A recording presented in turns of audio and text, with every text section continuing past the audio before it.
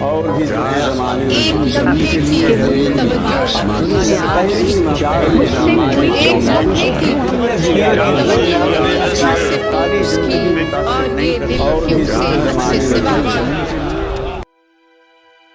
بہت بڑے شاعر میرے محترم جناب نون میم راشد،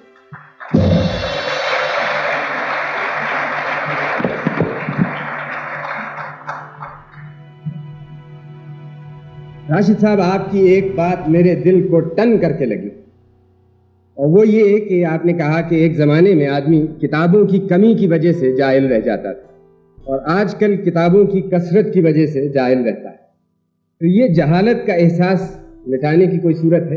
جہالت کو دور کرنے کے میرا خیال ہے کہ ہم نے اور کئی ذرائع تلاش کر لیے، مثلاً ٹیلی ویژن ایک ذریعہ ہے، ریڈیو دوسرا ذریعہ ہے، اب پیچھے رہ گیا ہے ٹیلی ویژن سے۔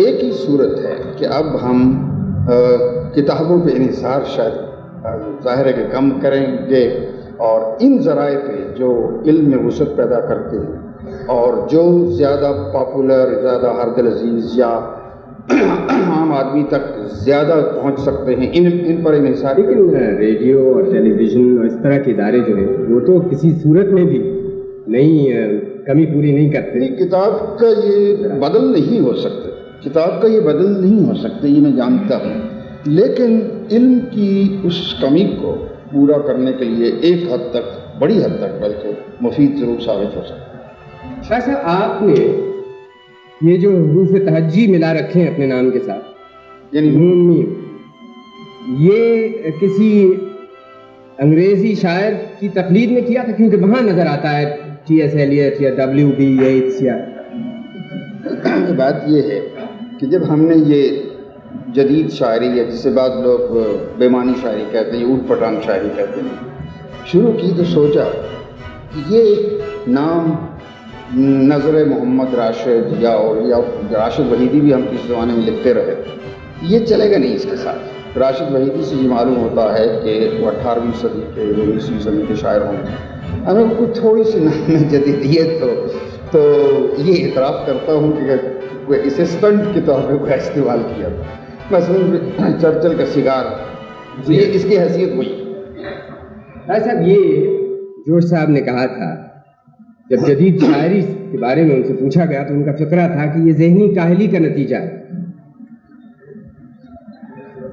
تو یہ انہوں نے اس کاہلی کا کوئی ثبوت نہیں دیا۔ ظاہر ہے ہم واقعی کاہل ہیں ایک حد تک، ہمیں اور بھی دنیا کے بہت سے کام ہیں جس وجہ سے وقت کم ملتا ہے، لیکن کاہلی میں سمجھتا ہوں کہ فکر کی کاہلی اور زبان کی کاہلی یا فکر کی ہوشیاری اور زبان کی ہوشیاری دو مختلف چیزیں ہیں۔ جوش صاحب کی شاعری میں ظاہر ہے کہ الفاظ کا ذخیرہ اتنا زیادہ ہے کہ پوری لغت اس سے تیار ہو سکتی ہے۔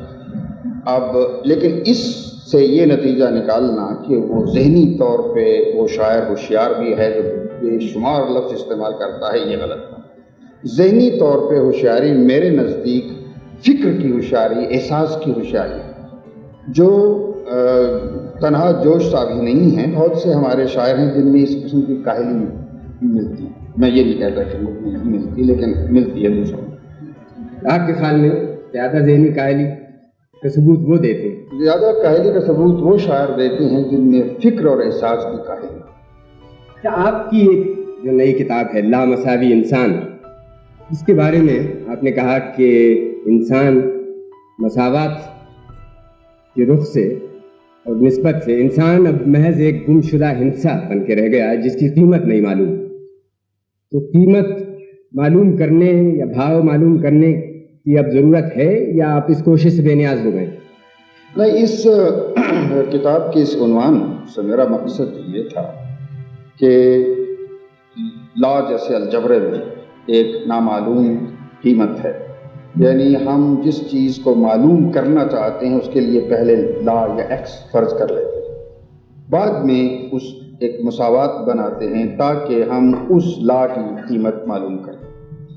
تو تمام انسانی کوششیں اور خاص طور پہ شاعری، موسیقی، مصوری، حتیٰ کہ اور کوششیں سائنس یہ سب کوششیں انسان کی اس نامعلوم قیمت کو معلوم کرنے کے لیے ہے. یہ میرا ایک اپنا نظریہ ہے.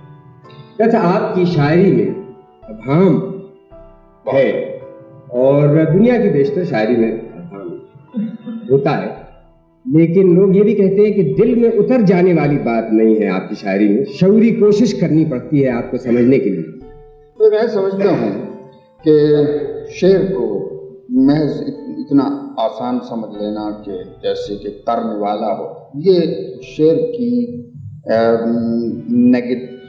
نیگیشن ہے، یعنی اس کی منفیت ہے. شعر کو سمجھنے کے لیے کچھ وقت درکار ہے، اس پہ کچھ محنت کرنی پڑتی ہے، کچھ فکر کرنا پڑتا ہے، لیکن اور اس کا یہ معنی نہیں ہے کہ اس سے لذت حاصل نہیں ہوتی. جتنی آپ کوشش کریں، اس کے بار بار پڑھیں، آپ کی لذت میں اضافہ ہوتا چلا جاتا ہے. اور یہ نظریہ میرے نزدیک غلط ہے کہ شعر پڑھتے ہی دل میں اتر جائے. یہ نظریہ میں سمجھتا ہوں غلط ہے. شعر کا یہ مقصد نہیں ہے.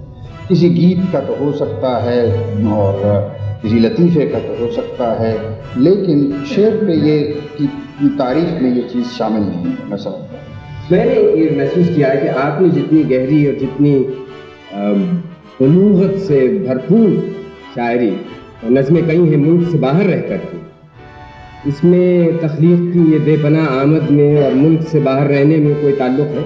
اس میں ضرور ہے، میرا خیال ہے. اب میں بھی کوئی فارمولہ تو نہیں بنا سکتا کہ یہ ہمیشہ ہی ہو سکتا ہے. تاہم جہاں تک میرا اپنا تعلق ہے، میں سمجھتا ہوں کہ باہر رہ کے کچھ لوگوں سے ملنے سے، کچھ نئے تجربات ہونے سے، نئی جگہیں دیکھنے سے، نئی کتابیں پڑھنے سے شاید ایسا تجربہ پیدا ہوتا ہے، ایسے تجربات بلکہ ذہنی تجربات پیدا ہوتے ہیں کہ آدمی نئی سوچ کا اہل ہو جاتا ہے، اس کے قابل ہو جاتا ہے. تو شاید یہ اثر پڑا ہو، لیکن یہ ضروری نہیں کہ ہر شخص جو ملک سے باہر رہے وہ ضرور بلوغت حاصل ہو. یہ شاید اس میں اپنی کوشش بھی شامل ہو. آپ تو خاصا عرصہ ملک سے باہر رہے. ہمارے یہاں ایک زمانے میں یعنی ولایت جانا بڑی بات تھی. اب ایک دفعہ آپ نے ایک بڑے اچھوتے انداز میں زندگی کو نظم کیا، زندگی ایک پیر ازل. اس کے پیچھے کیا تاریخ؟ خاص بات نہیں ہے، یہ امیج جو ہے پیر ازل، وہ اس کے شاید آپ نے سنا ہو وہ مشہور فرانسیسی گویا جو ہے مورس شوالی، اس کا ایک گیت میں نے سنا تھا، لبی جون کی زندگی ایک جوان عورت ہے. لیکن وہ کہہ تو دیتا ہے کہ وہ جوان عورت ہے، لیکن اثر اس کا یہ ہوتا ہے کہ وہ جوان نہیں. تو مجھے یہ خیال آیا کہ ایسی نظم کیا زندگی پیر ازل پوری زندگی صدیوں سے چل رہی ہے، صدیوں سے بھی زیادہ لاکھوں سالوں سے چل رہی ہے، بہت ہی اچھی بہت ہی خوبصورت انداز. زندگی کی تو عمر بڑی ہے، لیکن اس عمر کے باوجود یوں کہنے کی کوشش کی. آپ اجازت دیر میں ان کو سناتا ہوں. اور بھی زمانے